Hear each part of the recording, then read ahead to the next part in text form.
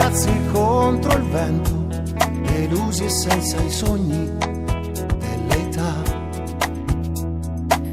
Ragazzi soli e persi nel loro futuro.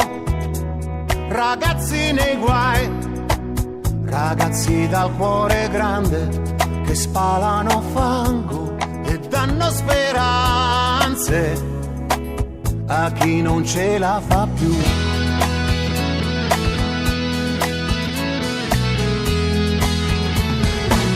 Ragazzi soli come le vele senza il vento in alto mare.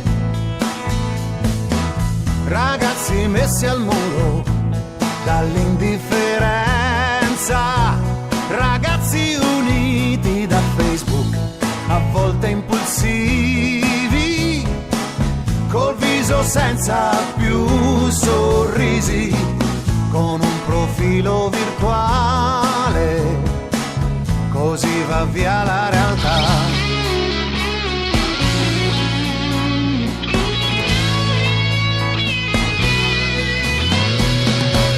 Ragazzi soli in cerca di un'anima, stanno arrivando in fondo ad un vicolo. Dobbiamo fare come i vecchi hanno fatto per noi, guardarci dentro, cambiare strada in fretta e poi andare avanti a testa alta insieme a loro.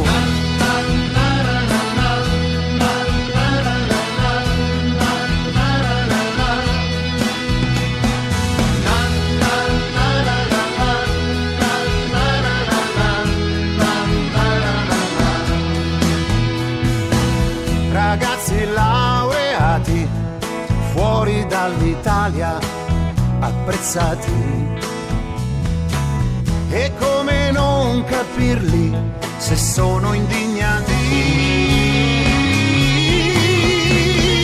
Ragazzi parcheggiati nel buio da troppe promesse mancate, stretti nello stesso disagio a inseguire qua e là la fortuna. Ragazzi sempre in disparte, inascoltati ma decisi, che danno il fuoco alle idee, così la notte va via, va via.